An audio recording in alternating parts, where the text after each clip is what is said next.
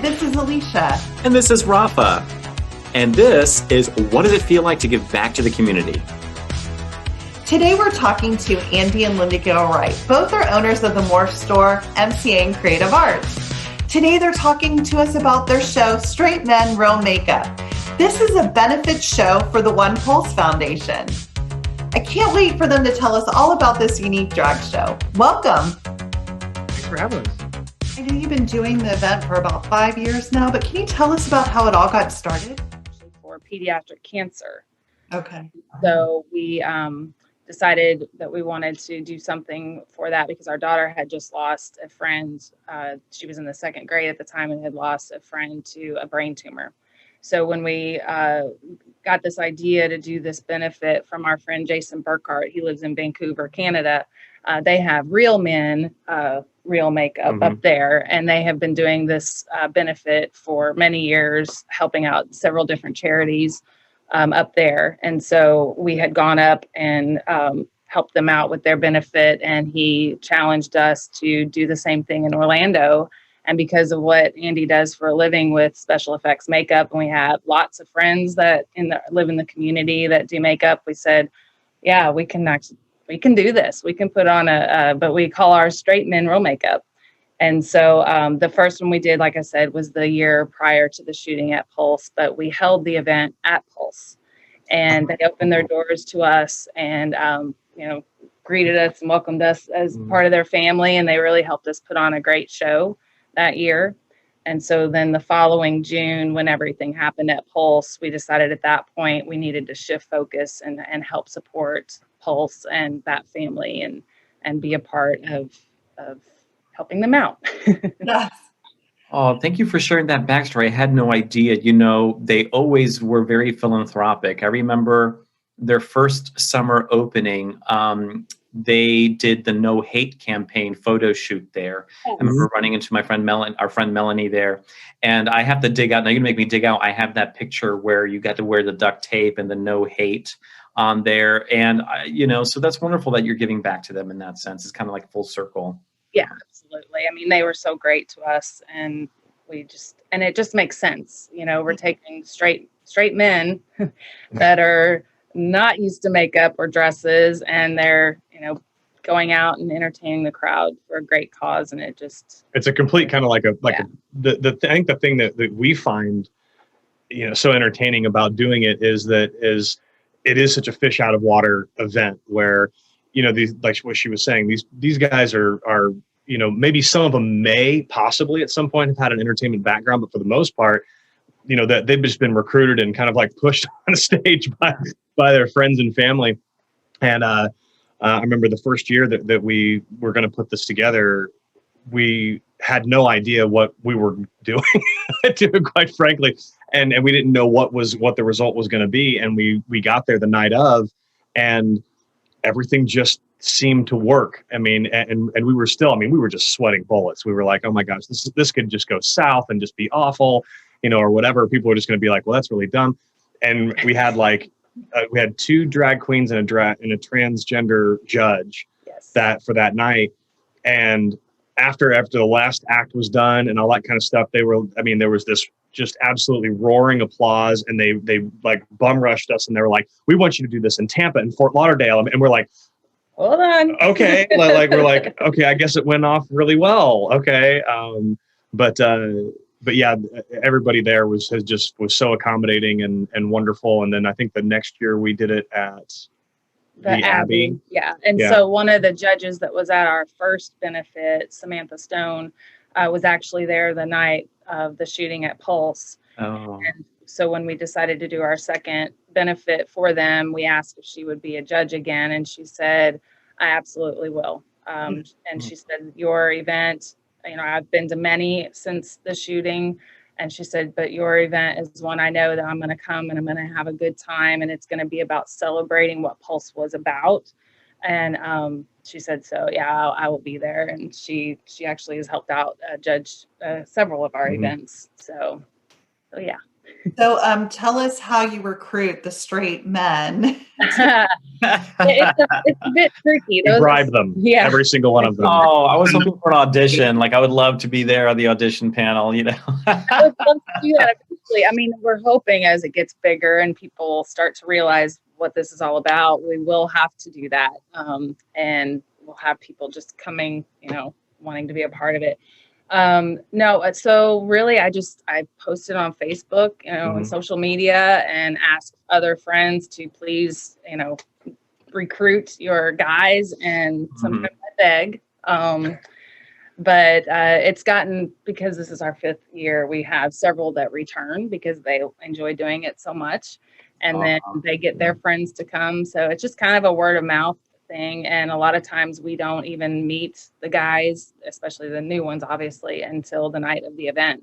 So it's a little nerve-wracking because we don't know what we're going to get, but we always welcome anyone that is willing to give it a shot. So I would classify it as probably 10% rehearsed and 90% improv. Oh, I'm sure. Alicia's no stranger to that. We went through that ourselves when we did the character review, so I totally get that. Yeah. But we had, I think, the thing that really kind of made it so special for us is that for the first few times that we had done it, and especially when our focus was really mainly on the onePULSE Foundation, we got to that point in that relationship with them where then they wanted to be directly involved with it, because there are some charitable organizations that they're like, thank you for doing that for us, and we'll take your check and write your name on a like a little thank you, board or whatever, and then you just kind of never hear from them again. But they have been so amazing and so very integrated now into what we've been doing. And we did the Abbey, the second one, then we did it at Stonewall.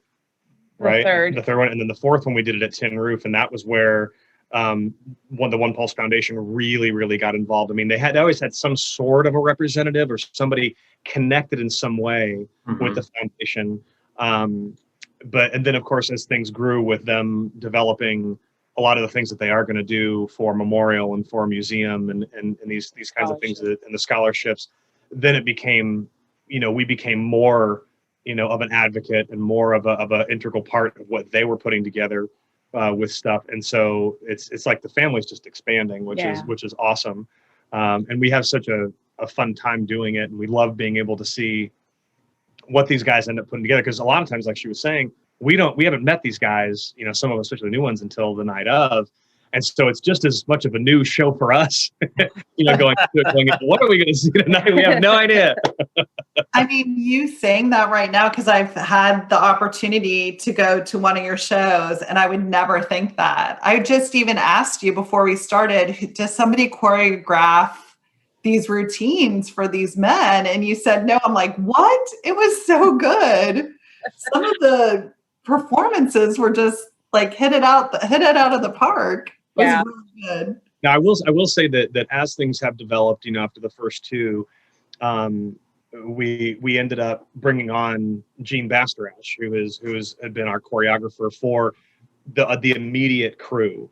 That we would do like an opening number, maybe something in the middle, and then like a finale kind of thing. And those are not the drag contestants, right?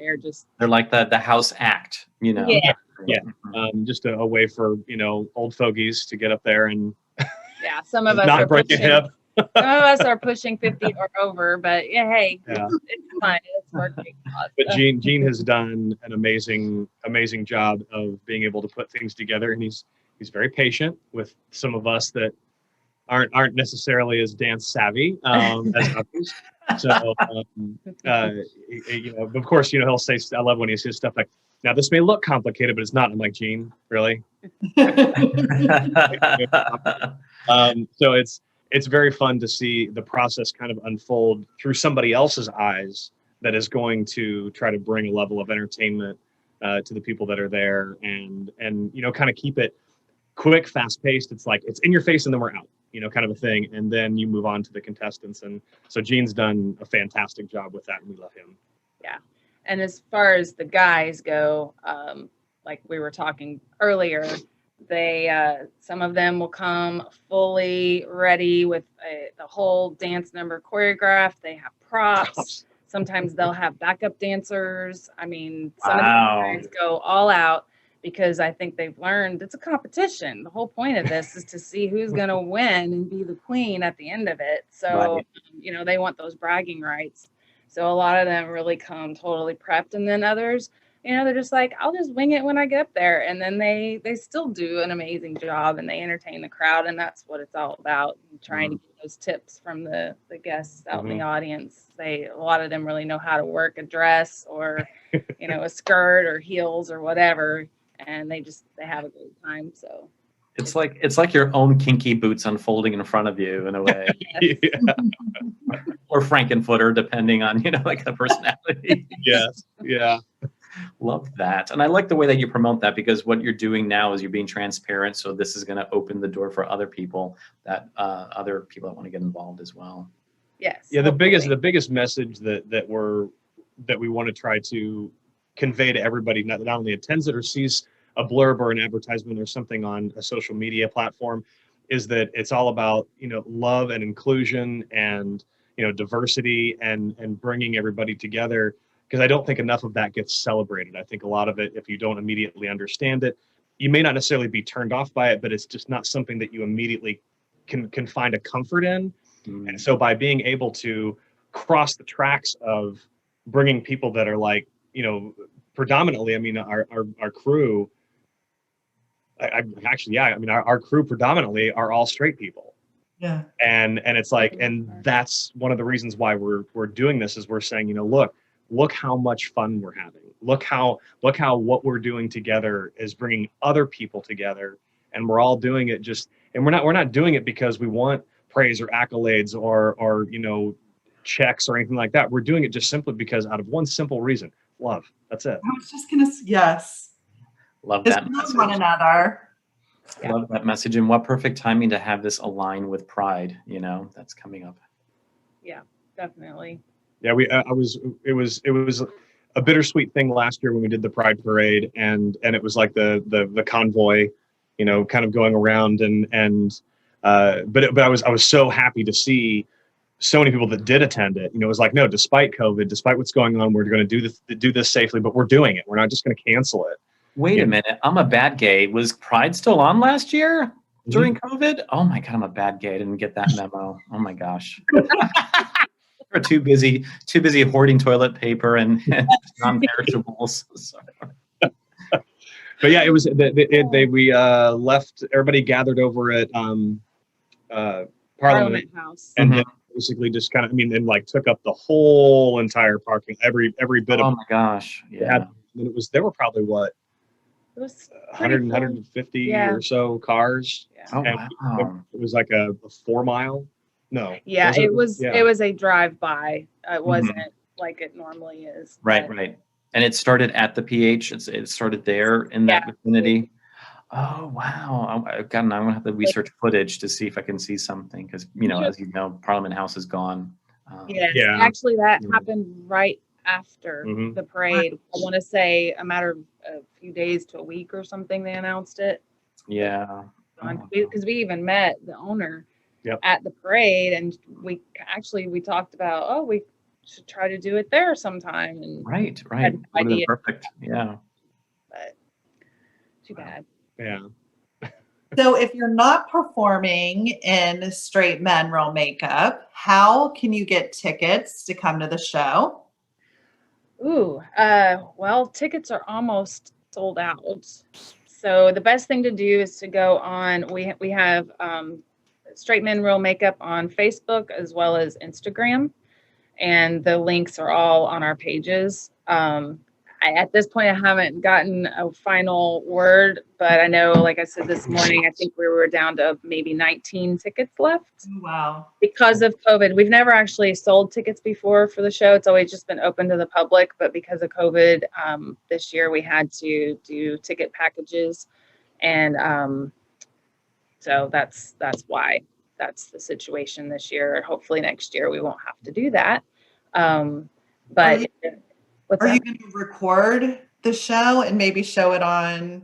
Yeah, we are going to do our best to have an Instagram live on the Straight Men Real Makeup page, as well as hopefully if I can get someone to run it for the Facebook page, we'll do it on both. So in case you don't have Need one or volunteers. I'm good at that, so I'll be more than happy. oh, you want Done. to come? All right, come Yeah, in. the Facebook Live. I'm good at that. A little bit of that. At least I can contribute some way. So- Okay, that would, yes, please. I will get in touch with you about details. Sure. That would At be least awesome. At least I can do that. Get my gay card back. 'Cause Yeah. you want to attend the event, you can get tickets either on our Facebook page at Straight Men Real Makeup or also on Instagram at Straight Men Real Makeup. And the event this year is June 6th, 2021. Doors open at 6:30 p.m. and the show is at 7:30 p.m.